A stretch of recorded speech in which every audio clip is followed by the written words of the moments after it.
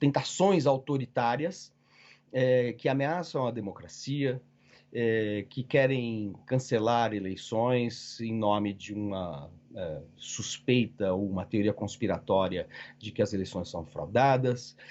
Nós estamos vivendo o risco de ver o Supremo Tribunal Federal ser inoculado por juízes terrivelmente evangélicos. Olá, eu sou Manuel da Costa Pinto e aqui nesse canal eu falo de como as grandes obras da literatura, antiga, recente, sempre dizem respeito ao nosso cotidiano, à conjuntura na qual a gente vive.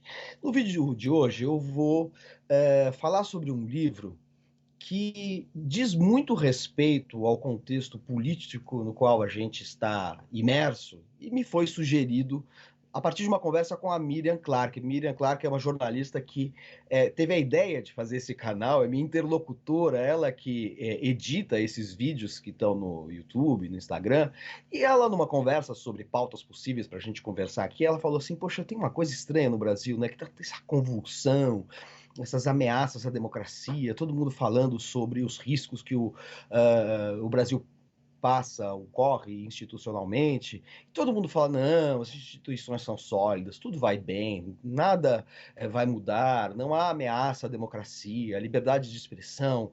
Parece que tem um discurso do contente, um discurso apaziguador que contrasta com o momento em que a gente vive de tensão permanente, como a gente lê na imprensa ou vê no noticiário regularmente. Bom, daí quando a Miriam me falou isso, eu fiquei pensando, ainda na conversa por telefone que a gente teve, falei assim, qual é o livro em que fala de um otimismo exagerado e ingênuo? E daí, né, me veio rapidamente um dos clássicos da literatura francesa, escrito por um filósofo iluminista, que é Cândido, do Voltaire.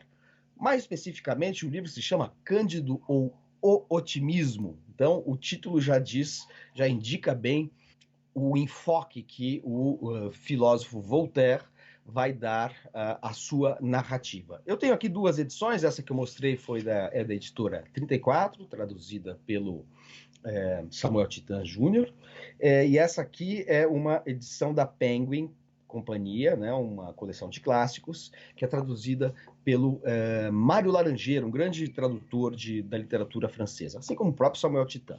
Para quem quiser conhecer um pouco mais da ficção do Voltaire, este volume aqui, que é da editora Globo, uma coleção chamada Clássicos Globo, que aliás eu era o organizador, reúne os contos e novelas traduzidos pelo Mário Quintana, pelo poeta Mário Quintana. Essa é uma edição que, na verdade, resgata uma tradução de algumas décadas atrás, quando a Globo era a Globo ainda de Porto Alegre, depois ela foi comprada pelas organizações Globo, e reúne, além do Cândido, que é o livro sobre o que eu vou falar, uma série de outras narrativas ficcionais e de caráter filosófico, parábolas ficcionais e filosóficas que o Voltaire escreveu no século XVIII. Então, quem quiser ler só o Cândido, tem essas duas edições, da 34 e da Penguin. Quem quiser todo o conjunto da obra do Voltaire no campo da literatura, da ficção, da prosa, temos aqui o Contos e Novelas da editora Globo. Por que Cândido ou o Otimismo é um livro que fala tanto sobre este contexto no qual a gente vive, todo mundo querendo se convencer de que tudo vai bem? Tem a ver porque a história do Cândido é justamente uma sátira, uma ironia em relação a esses discursos consoladores de que, apesar das mazelas nas quais nós vivemos, ao final tudo dará certo, ao final tudo se explicará, haverá a consagração de uma harmonia universal que vai explicar o quanto as catástrofes e os desastres acontecidos vão ser integrados a um todo harmônico, redentor, uma espécie de Eldorado na Terra.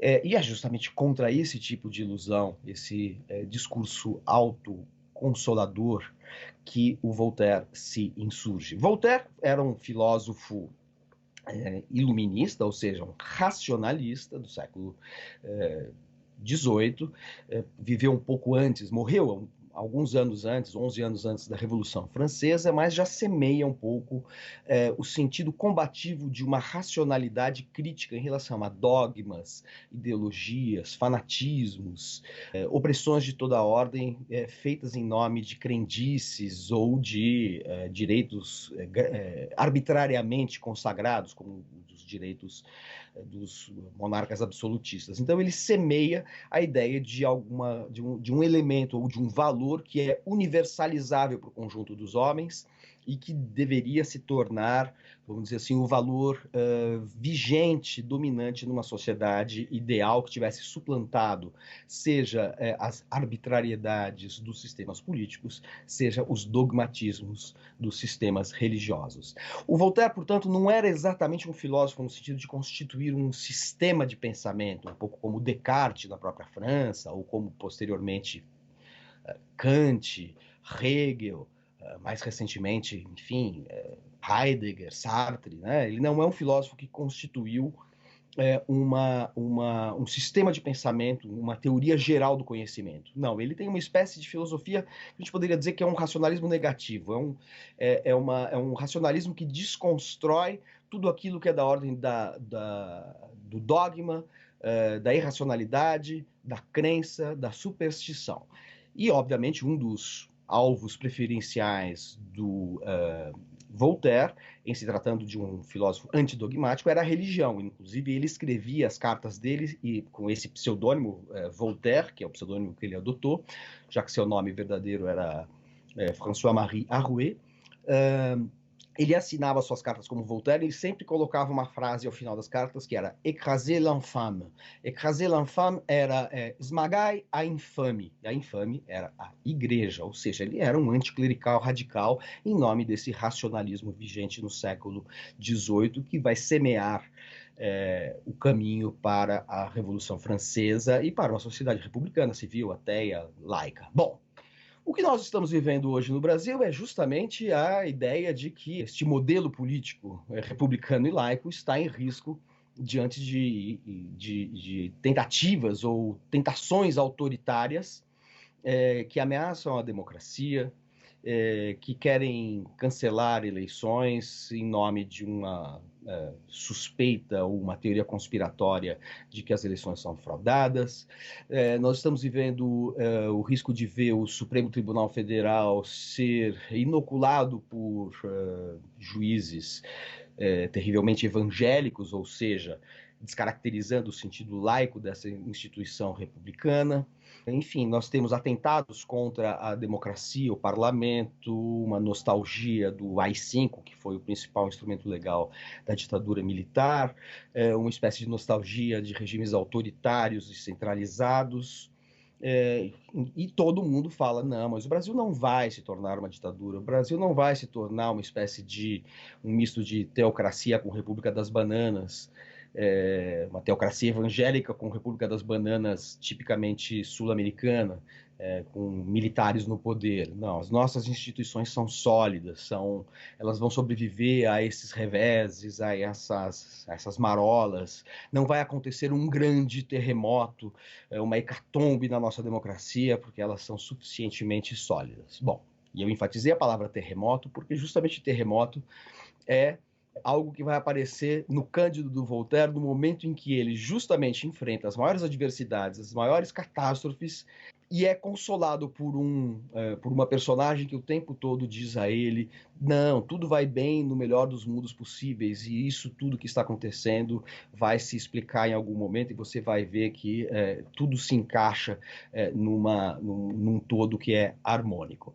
Porque a história do Cândido é essa, uma personagem que vive num castelo da Westfália na região da Alemanha, para onde, aliás, o Voltaire foi por causa de perseguições que ele sofreu na França. Ele foi censurado, perseguido por razões pessoais e políticas. Então ele teve que sair da França durante muito tempo. Ele morou na Inglaterra, ele morou na Alemanha, depois na Suíça.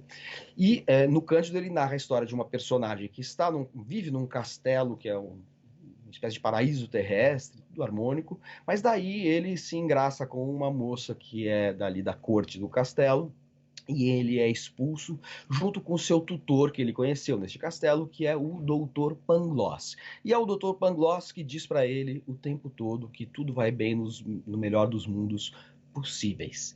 E aí, ao ser expulso do seu paraíso terrestre da Westfália, o seu castelo na Westfália, o Cândido vai empreender uma espécie de peregrinação pelo mundo. Ele vai para lugares da Europa, vai para o Oriente Médio, vem para a América Latina, não passa pelo Brasil, mas passa por países da América Latina, e só acontece desgraça com ele, mas ele tem sempre ou o Dr. Pangloss ao seu lado, ou tem na memória as palavras do Dr. Pangloss dizendo: tudo vai bem no melhor dos mundos possíveis, ou seja, todos esses males que você está enfrentando vão se explicar um dia e vão revelar que existe um desígnio divino que justifica, explica estes reveses, esses desastres que você está experimentando. E isso faz esse contraste entre as desgraças que acontecem ao longo do livro e essa frase repetida, infinitamente consoladora e esperançosa de que tudo vai bem no melhor dos mundos possíveis, confere ao livro um efeito cômico. Aliás, não apenas um efeito cômico, faz de Cândido, do Voltaire, talvez o livro mais engraçado da história da literatura. A gente tem inúmeros clássicos da literatura que são muito engraçados, como, por exemplo, o Dom Quixote do Cervantes, que é muito engraçado. Mas eu acho que nenhum é tão engraçado como o Cândido do Voltaire, porque as peripécias dele, as desgraças pelas quais ele passa, vão mutilando os personagens. Ele tem uma namorada, que é a Cunegunde, com a qual ele se engraça e gerando a sua expulsão do castelo em que ele vivia na Westfália. Ela se desgarra dele, ela é estuprada, violentada, mutilada. O Dr. Pangloss também se perde quando ele encontra o Dr. Pangloss, que é este filósofo que professa a harmonia do mundo, oculta nas estrelas, mas que um dia vai se revelar aos pobres mortais. O Dr. Pangloss reaparece em dado momento caolho, sem uma orelha, enfim, todo mutilado. Ele encontra várias personagens que o tempo todo são escravizadas, são estripadas, são assassinadas, escravizadas, principalmente na América do Sul, para onde ele vem. E ele sempre vai embalando as suas peripécias nesse lema de que tudo vai bem no melhor dos mundos, porque tudo vai se encaixar e um dia todas essas desgraças vão se explicar. E tem uma coisa curiosíssima, porque o livro tem, como não se trata de um livro realista, no sentido do realismo, daquele romance que reproduz a realidade, ou supostamente reproduz a realidade, como vai acontecer no século XIX, o livro tem um caráter meio fantástico, faz com que todas essas mutilações, violências que as personagens sofram, sejam logo superadas. Elas estão capengas, mutiladas, caolhas, passaram pelas maiores violências e continuam andando, fazendo o seu périplo pelo mundo, o que dá um efeito meio que de história em quadrinhos ou de desenho animado dessas personagens. O Ítalo Calvino, o grande escritor italiano, falou assim: as personagens do Cândido parecem aquelas personagens de borracha dos desenhos animados, que levam pancada, tem um braço cortado, um olho tirado, e na cena seguinte elas já estão recompostas, normais. Porque o Voltaire não está interessado em reproduzir a realidade tal qual ela é, mas fazer uma espécie de parábola moral sobre as tragédias que a gente passa pelo cotidiano, e as piores tragédias históricas, as guerras, as convulsões, contrastando esses acontecimentos desastrosos com as tentativas de encontrar uma ordem, uma racionalidade no mundo, um otimismo racional. Porque o Voltaire, tudo que ele é um racional não otimista, porque ele sabe que a razão tem um limite de conhecer a gratuidade do mundo, né? O mundo tem uma brutalidade, uma casualidade, uma gratuidade que a razão não vai poder unificar, justamente porque é uma racionalidade laica, ateia, profana, como se dizia na época do Voltaire. Ele é uma razão profana, que não acredita num ente superior que tudo governa e dá sentido a tudo. Portanto, a razão reconhece o mundo real, consegue estabelecer valores e uma ordem de acontecimentos restrita, mas não consegue compreender toda a engrenagem que nos contém e que nos devora.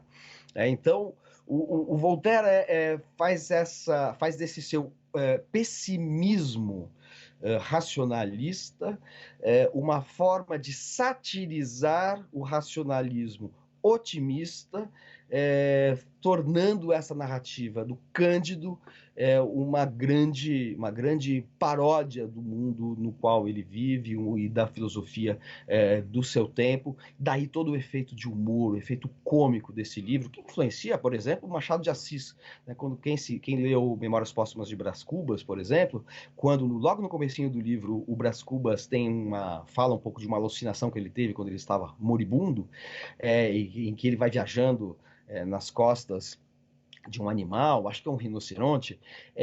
Essa viagem fantástica do Brás Cubas no livro do Machado de Assis é uma referência, de alguma maneira, às peripécias também um pouco fantásticas que o Cândido descreve no livro do Voltaire. E este otimismo racionalista do Dr. Pangloss, que é a grande personagem ao lado do Cândido, protagonista, no livro, ele é baseado, segundo estudiosos e segundo referências que estão no próprio livro, nas quais a gente pode identificar as suas origens, os seus traços, ele é baseado no filósofo alemão Gottfried Leibniz, que é um filósofo racionalista que dizia o seguinte, que tudo que existe tem uma razão, que tem uma razão de ser. Então, cabe à razão, à racionalidade científica, encontrar a razão suficiente que explique aquela premissa existente. Então, se o mundo existe, você tem que encontrar as razões da prova da existência. Se Deus existe, é uma premissa, Deus existe, é perfeito, bom, benevolente, onisciente, onipresente, então você tem que identificar na realidade as manifestações desta entidade de cuja existência você não duvida. E daí você busca, na realidade, nas contradições da realidade, nas desgraças da realidade, os elementos que denotem um projeto deste Deus onipresente, onisciente, onipotente, que vão conciliar as contradições e explicar as desgraças que acontecem na realidade. E isso não funcionava para um autor como Voltaire, simplesmente porque a premissa dele de que Deus existe, portanto nós devemos encontrar as manifestações, as razões suficientes da existência de Deus no mundo, é absolutamente ilusório, né? Para ele não existe a premissa do Deus existente, porque ele é um escritor profano, anticlerical, antirreligioso. Esse racionalismo otimista do Leibniz não diz respeito apenas ao conhecimento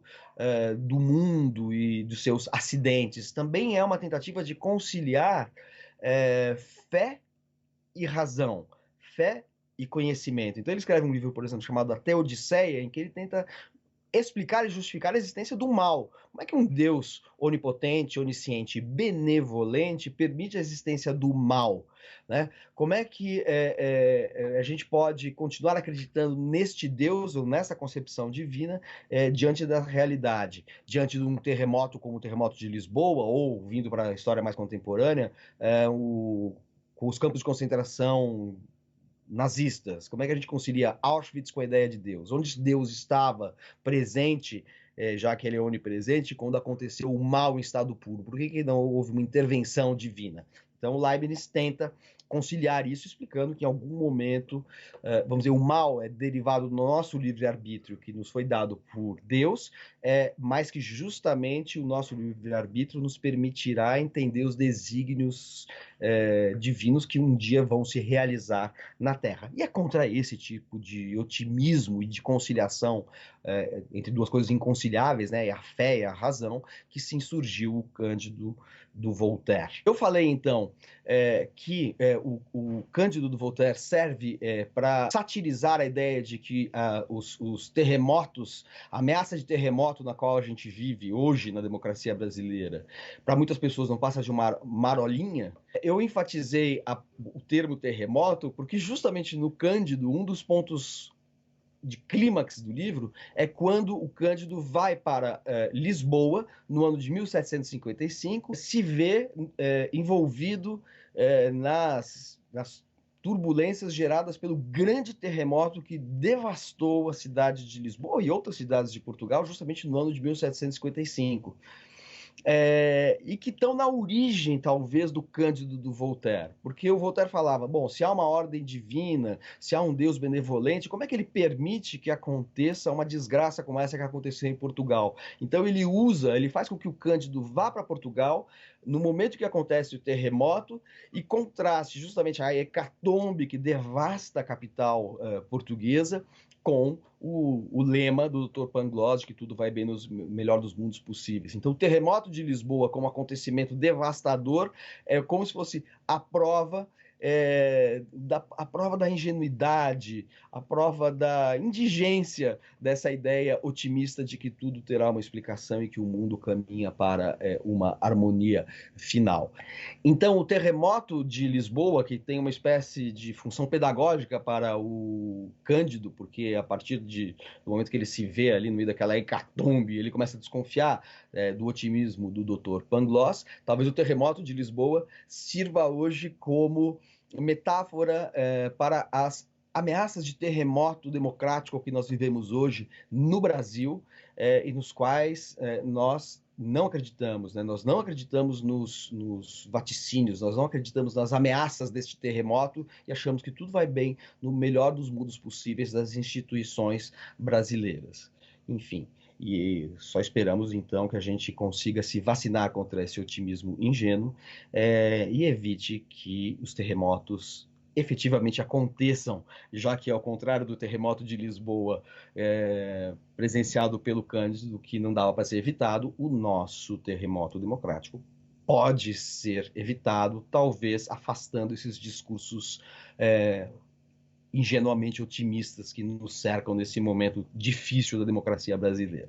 Mas antes de terminar, e já que eu falei de um filósofo iluminista, que é o Voltaire, eu queria prestar aqui uma homenagem a talvez o maior estudioso do iluminismo francês no Brasil, que morreu essa semana, o professor Roberto Romano, da Unicamp, autor de inúmeros livros importantíssimos sobre filosofia política, sobre os totalitarismos, sobre questões religiosas, mas, sobretudo, sobre o racionalismo iluminista dos pensadores franceses.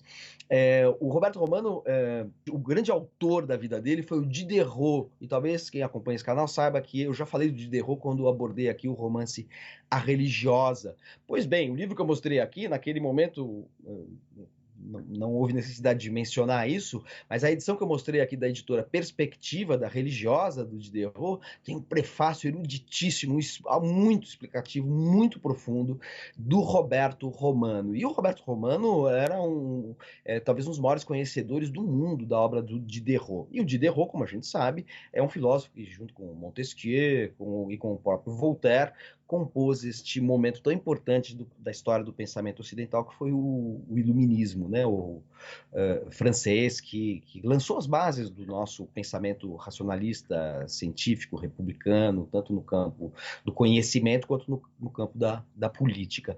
Então fica aqui uma homenagem a este grande filósofo iluminista brasileiro, leitor dos iluministas franceses, que foi Roberto Romano, que morreu, diga-se de passagem, vítima de Covid após ter sido vacinado e foi tragado, portanto, por este terremoto que nos assola e que a gente está hesitando muito em evitar, em contornar, justamente graças a essa ilusão otimista em relação às instituições brasileiras que nos hipnotiza, né? Mas então a gente tem que acreditar em Voltaire, na sátira ao otimismo do Voltaire, até como uma homenagem àqueles que sucumbiram a essa obscuridade nada iluminista que nos envolve hoje, e que grandes filósofos como Voltaire, Diderot, Montesquieu, mas também um filósofo contemporâneo como Roberto Romano, nos ensinam a compreender e combater. Então,